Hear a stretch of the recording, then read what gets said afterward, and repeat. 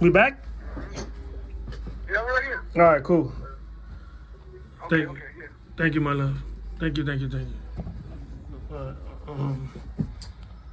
All right. So we back. Let's do this. I'm gonna break this down.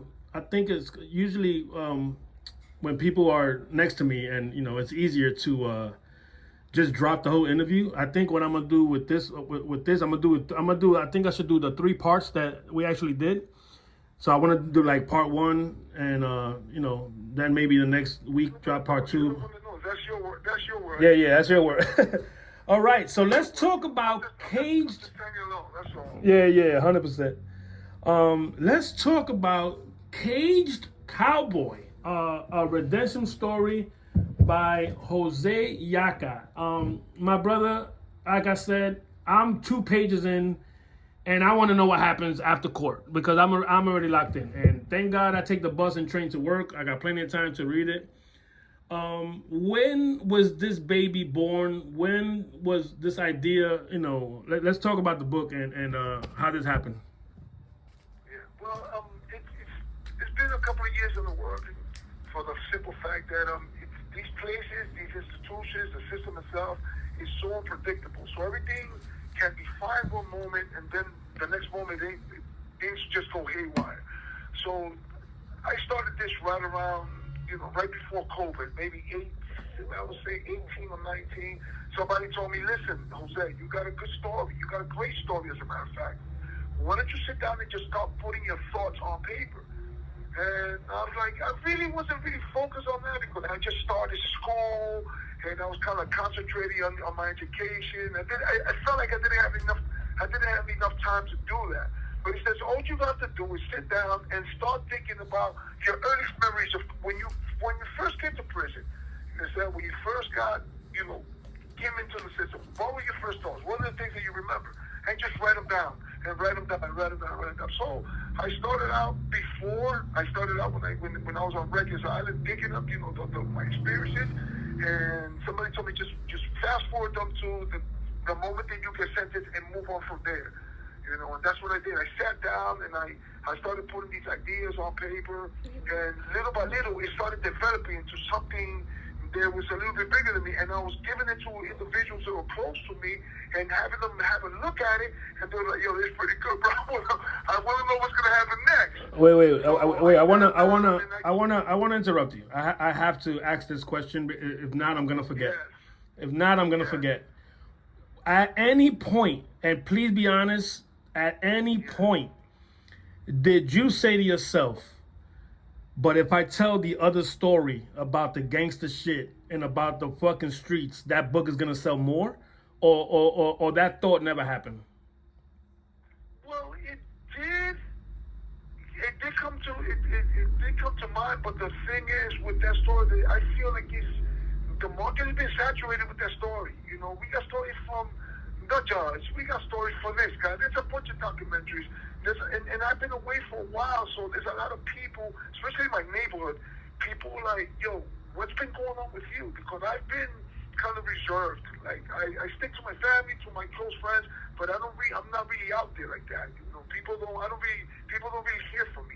And people were interested in knowing what I had been doing for all this time. And I want to thank you. And I want to thank you for giving me choosing my platform to talk to me, because I know you probably get reached out a lot. So I do want to thank you. I just want to say that. I just want to say that. Thank you. It's all about energy. I spoke to you about this before. It's all about energy. When I spoke to you the first time, you gave me a good energy. You gave me an energy that was like, this is something that I can work with. There's some individuals that want to talk about the streets. I don't want to talk about the streets. You understand why? Because that's a chapter. We closed that chapter. We passed that chapter. We're moving on from today forward. So yeah, I put it on paper, and little by little started developing. I got around an individual by the name of his name is Freddie Medina. He's a really good friend of mine, and he's really good at writing. So he's like, listen, the only thing this needs is editing. So what I'll do is I'll sit down and I'll start figuring out. Is Freddie Medina also incarcerated? He's home now. He actually works for an organization that is called 914 United. He's up here in up here in this area, not too far from where I'm at right now, in Monterey, New York. You know, I was having a conversation with him yesterday, and he started working, helping me out with the editing and with the grammar. So he was an incarcerated individual as well. Well, yes, he was incarcerated. Okay, I just want to make sure. I want to paint the picture the right way. That's a good guy. And then eventually he was transferred from here. Once he was transferred, like I had to, it slowed me down because now I have to find somebody else. But then COVID came, school was closed down, the system was closed. Everybody was just doing their own thing until little by little things started coming back. Because it took us almost 2 years after COVID, for us to get back to normalization, whatever you could call that when you're in prison, normal. So then I met an individual by the name of William Walsh, a friend of mine, really good, and we sat down and I told him, listen, this was going on. I got this book, that I've been putting together. I got a bunch of chapters already written, but I need somebody that's good. He's really, really intelligent guy. He has a master's degree in professional studies. And I said, listen, I'm willing to give you a percentage if you help me, get this off the ground. And we got on our job. We went chapter by chapter. He fixed it up and he hooked it up and we put it together and little by little started developing into something that was, that was nice. And then I met another individual by the name of Ryan Lawrence. And he's really good with art, and I was coming up with I wanted this idea. That's how come the cover looks the way it is. That's all original art made, drawn behind the wall. The majority of the editing was done behind the wall. The art, the cover was done behind the wall. I take pride in that because I use other individuals that are, like-minded as myself, that are looking to be productive, to do things here. So he put the art together. The front page. If you look at the cover page, it says A125. A125 was the first cell that I went to when I went to upstate. I was gonna ask you that. I was gonna ask, what does that mean? You're not, believe it or not, you're like the fourth person to tell me, yo, what's A125? I said that was the first cell that I've ever been to when I was in the maximum security prison. Wow. And the cover means to me, that's how come it's dark inside the cell and you see his two hands, because I wanted to be. Everybody could relate to that. You understand? Sometimes you're in darkness and you're trying to pull yourself through the bars so you can come into the light. That's what it means to me. But it could be anybody. It doesn't have to be just me. It could be anybody. Yeah. Like I use the wall that holds me in as a metaphor for life. Sometimes in life, you got obstacles that present themselves. Sometimes things just happen and you just gotta sit down and analyze how it is that I'm gonna get around this. That's why I look at the wall. How is it that I'm going to get around this? You understand? I'm working with the courts. I'm working with the different individuals to bring my story to light. So some clarity and some presence could be, be had. But that's all metaphorical. I sat down and I put this together, and believe it or not, my mother, when she saw that book, she, the people that are around, they told me she started tearing up. My mother's 85 years old. My mother's, she's a trooper. She's been there from. God bless mama. God bless mama. Thank you. I really appreciate that. And when she saw it, I did it like, I want my mother to look at this and see that the advice and the stuff that she was telling me when I was younger, I got it. And this is the way I'm going to bring it. I'm going to present it to the world. I'm going to give you a peek behind the wall, behind the wall, so you can be able to see how it is that I survived, how it is that I've had to maneuver to get to the point that I am today. Without losing my goddamn mind in an environment that is structured to break you. That's how come I wrote this book. I wanted people to know that the perspective that they have, of what it means to be incarcerated, they may be wrong. Why? Because they watch all these shows on TV and they hear all these stories about how bad we all are. Wait a minute. People, I'm not going to say that they're not bad people. There's some people that need to be watched that have problems. I understand that. But guess what? There's a human side to every single person that's here. Everybody here has a story. And if you rewind the tape, some of the traumas that these individuals have suffered through in their past life were the major factors and mitigating factors in them making the decisions that they made. And a lot of people lose that. They say, no, they're just bad. They commit crime because they're just bad people. No, these are people that have been hurt before. and the only way they know how to outlet because they fell through the cracks is by committing crimes. So I wanted people to realize that their perspective may be screwed because, not screwed by the what they see on TV, but there's a human being in every single person that stands in this place. 100%. I love I love the titles of the chapters. How, like, who helped you with that? Was you got 13 chapters? Were they all your idea? Because they draw you in. Like sentencing day, off the rip, you're gonna be like, oh shit, this is the beginning. Like you already can tell that's the beginning. So we got down. Yeah, let me let the people know the chapters because it's already pulling me in. You got chapter 1 is sentencing day, then you got downstate, Comstock. What are those chapters? Obviously, it's a timeline, correct? Yeah, well, downstate is when downstate is a reception area. There was a reception prison. That's the first place you go to when you come from upstate. That's the first place you go. Once you start reading, you'll realize, what it is, what type of facility downstate is. Comstock was the first prison that I went to from downstate. Yeah. Once I got classified, 4 or 5 days after I got classified, usually the guys stay in downstate 3-4 months. I stayed 3-4 days. I went from court straight to downstate. Mostly guys get sentenced. They go to Rikers Island, they stay there for a little while, get processed, and then they go to downstate and they move on. These were the first prison. Downstate was the first prison that I went to after I got sentenced, and then Comstock is the first prison that I went to. I wound up staying there almost 15 and a half years. Okay, and then we got getting with the program. What is that about? It's self-explanatory, but I want you to break it down.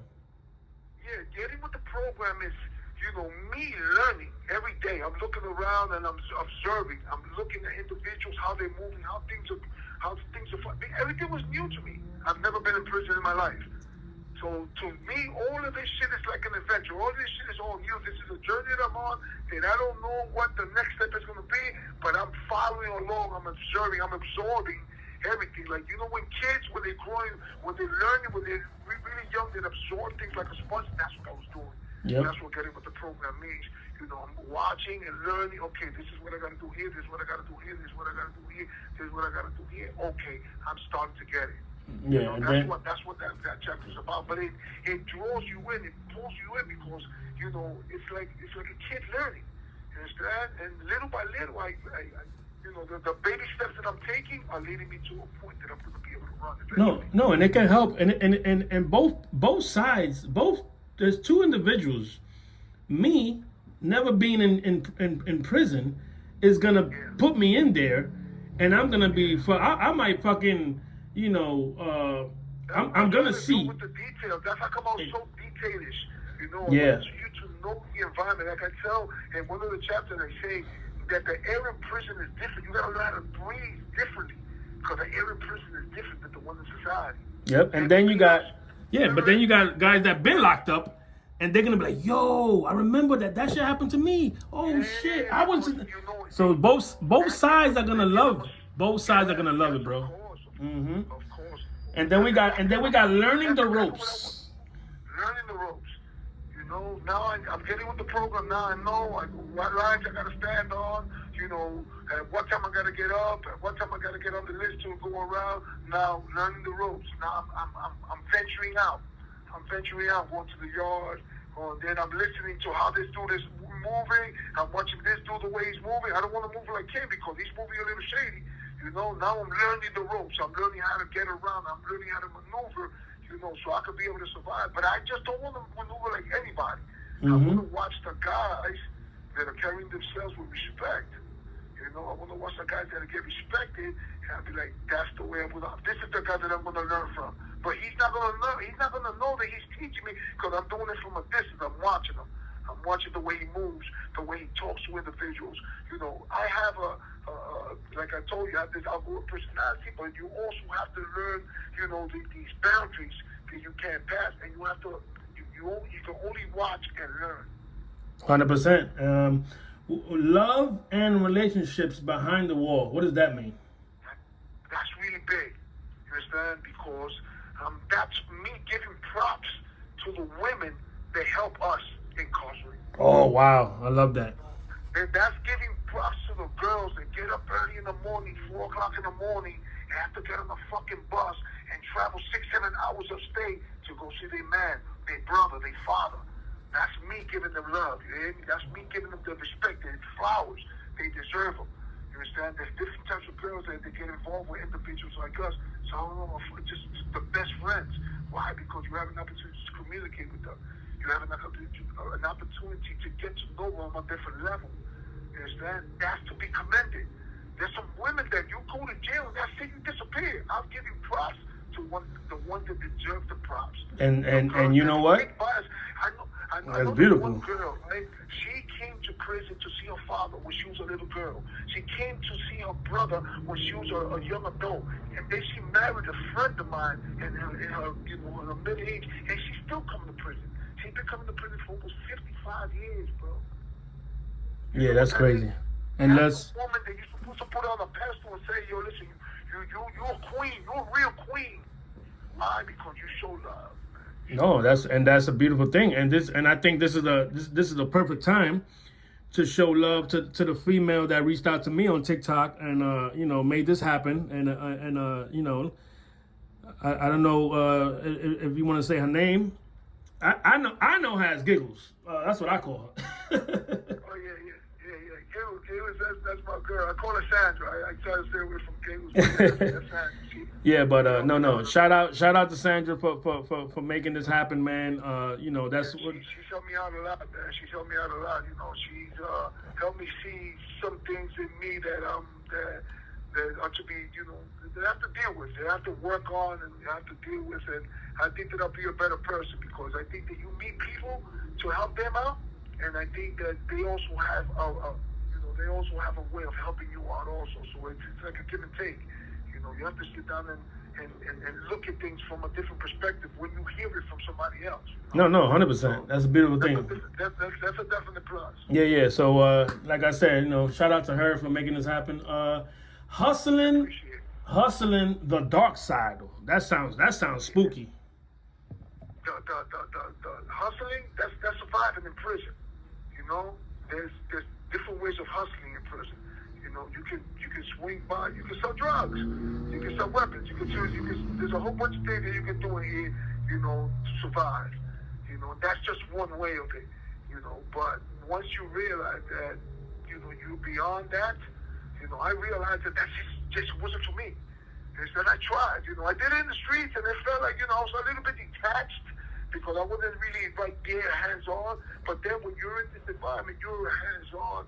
And when you get a guy, right, that he owes you some money for, let's suppose some weed that you sold him or whatever, and he puts you on the phone with his grandmother, the grandmother's like, please, don't do nothing to my grandson. I'm going to send you the money when the check comes through. I was like, I can't do it. I can't deal with this shit. This is too much. Understand? I like to go to bed at night not having stuff like that on my mind. Yep. So I decided that one day I said, this is enough for me. I gotta find another route. And I left that alone, bro. I left that alone like good for you. 20 years ago. Good for you. 20 years ago, I'm done with this shit, bro. No, good for you. Let's go to Yo CO. People hear that a lot, and people make jokes. People make jokes about that, but that's a real shit. Break that down to me for someone that doesn't. I've never said Yo CO.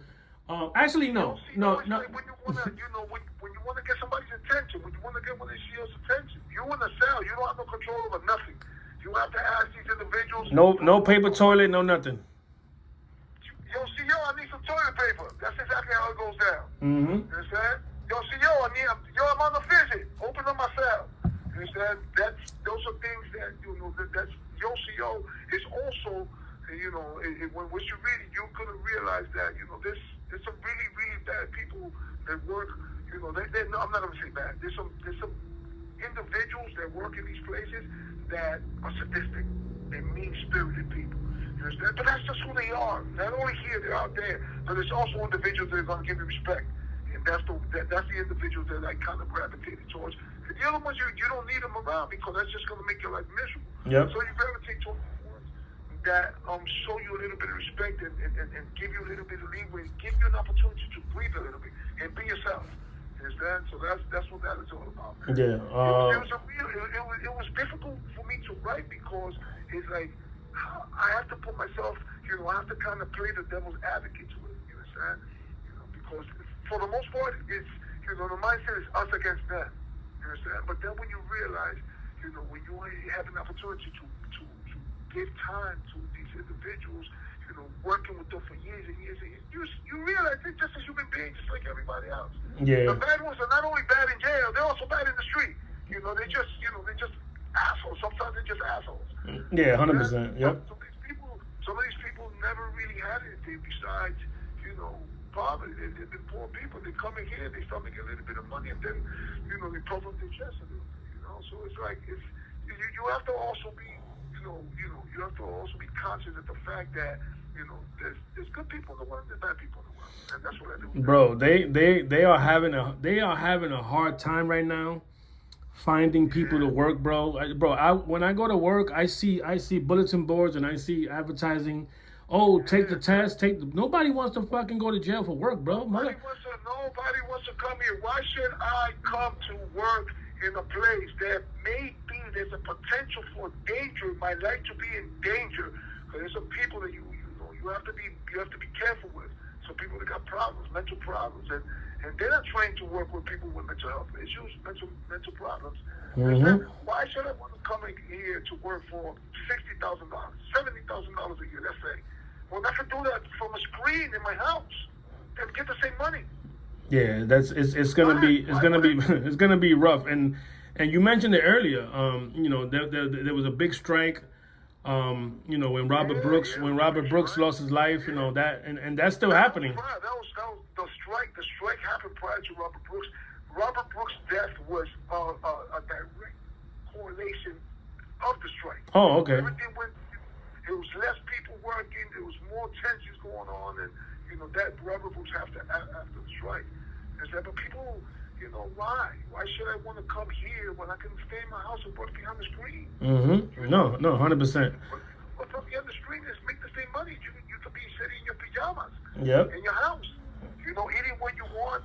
Stop work whenever you want. You can do whatever you want from your crib. Why would I want to put myself in this position? Yeah, 100%. But like I also. There's a staff shortage right now. No, 100%. But you said something that I want to praise. Shout out to those good CEOs, brother. Shout out to the good ones that. The people, man, just like anybody else. There's some individual you can stand around and have a conversation with them, and they'll, the longer you get to know them, the more open they are with you. They're human beings. The beginning, when I first came in, I was like, nah, that's just them. You understand? But as time progresses, you see, I was in one of the chapters I'm watching some of the old timers and the way they've interacted with the CEOs like that. Bro, wait a minute. They told me that we was us against them. It's us against them. That's the mentality. Yeah, that's the mentality. That I saw the mutual respect amongst each other, like the officers giving us, some of the officers giving us respect and us giving it back to them. And I said, wait a minute. My perspective was a little bit, a little bit shadowed by the fact that I was living with this mindset, that it was us against them. But it's actually not like that. That's just the way it is. Yeah, God bless those brothers, man, that are treating you guys with respect. Putting in work. That sounds powerful, baby. Putting in work is when you have to get busy. When Mm-hmm. you put in work, you have to get busy. There's some individuals that are not built for that shit. There's some individuals that that are willing to show you, listen, you're not gonna disrespect me. You're not gonna do this. You're not gonna do that. I'm a man. I'm gonna stand on my 2 feet. So putting in work is like that's part of this culture. Right now, it's a little bit.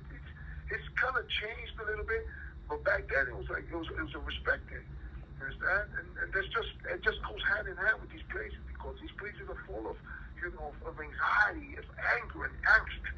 And people just you resort to measures. Yep. Let's put these together. Attica, and then you put still Attica. What is why'd you put those back to back? Well, Attica is when I first got to Attica, it's once you start reading, you start realizing that I have been in Comstock. I've been in Compton for 15 and a half years. Now, when I get to Attica, it's a little bit, the culture is a little bit different, you know.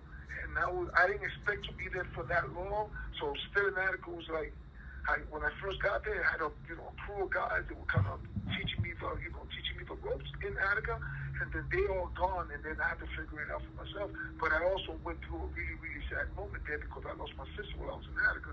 So I was kind of like, I was down, you understand? I was sad. I wouldn't say depressed, but I would say I was sad, you understand, because of the situation. But at the same time, it was like, I had to find my way out of it, you understand, because I was way too far away from my family. Yeah. Sorry to hear that, brother. Let's talk about redemption. Redemption that's my favorite chapter right there. Nice. That's my favorite chapter because I'm coming to grips with the realization that I have to make a change in my life. I didn't know how to make that change, but I had to make a change in my life. And then I sat back and said, wait a minute, but I've been, doing my part, to help others. You understand? I've been doing my part to be able to, help quell, issues and problems that might have arisen in the system.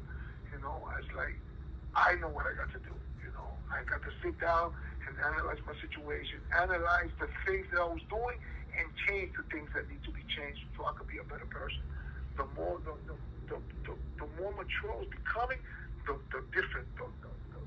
more different I was looking at things. My perspective was changing. That's a beautiful thing, my brother. So the last chapter. You're gonna like that chapter. No, I can't. No, bro. I'm telling you, you already got me, bro. I haven't left the courtroom yet. I'm still on the courtroom scene. So, I'm definitely gonna. You got me. You already got me. And you told me that was gonna happen. You was like, bro, cause I'm not. And I'm gonna keep it real, bro. I'm not a reader. You know what I'm saying? Like, we so busy in our fucking world that nobody wants to read no more. Motherfuckers get audiobooks. But you told me, you said, yo, once you start, you're gonna get like and feedback. That's the feedback that I've gotten. Everybody's like, yo, listen, let's go to read it. And I was like, that's it. We gonna read this. And my stepson, his name is David. He started reading it, and he's not a reader at all. He said, yo, Pac, I read the whole book. And hell yeah. And I want to let the people know, it's not a big book. It's not one of those fucking Harry Potters. It's like two. Let me check. It's like, yeah. That's what I call it. Yeah. Let me give them. Let me tell them how many. Bro, it's 213 pages. That's nothing compared to these fucking dictionary books that people write. Let's end it. Yeah, let's end it with Only in Sing Sing. Oh my God, I came to Sing Sing. The culture was different. The environment was different. The mindset was different. I've been used to being up in the mountains for all these years. I've been up in the mountains for 20 years. And when I came here, my mind was still, a little bit, I'm still a little bit hyper-focused on, staying, that respectful lane, And then I came here, and there's a bunch of Dominicans, and a bunch of Puerto Ricans, and a bunch of black people. I wasn't used to that. And some of the prisons that I went to, like I was in Cowboy, there were 3 black people in the whole jail, and 2 Puerto Ricans that worked there. Now all of a sudden I come here and I feel like, the sounds and it felt like I was like in a train station. It felt like I was in Times Square, and not in Times Square. I was in Grand Central Station, And I described that. I was like, yo, the noise, but it was wild. But was it like you did you feel like you were at home though? Like, was it a good feeling? It was like I felt like I came home. Yeah, I felt that. Yeah, I felt that. I'm not from the mountains, bro. I'm from the city, man. And the noise and the movement, and that's different down here. Our energy is different down here, man. And that's exactly what I walked into, man. And that's really, I feel fortunate. Believe it or not, you can't say you feel fortunate about being in prison, but I feel fortunate that I had an opportunity to come here because, it's helped me develop myself to the person that I am. Yeah, closer to home. Break it. Say your goodbyes. We only got a little bit of time. Hey, listen, thank you very much for giving me this platform. Hopefully we can be able to do this on a weekly basis and talk about different issues that are going on in the world. And thank you for listening, everyone. And I hope you guys enjoy the book. Remember, it's called Cage Cowboy, A Redemption Story by Jose Llaca. Then Thank you take for your using side of it, you're Secure. enjoy. Bye. Goodbye. Yeah.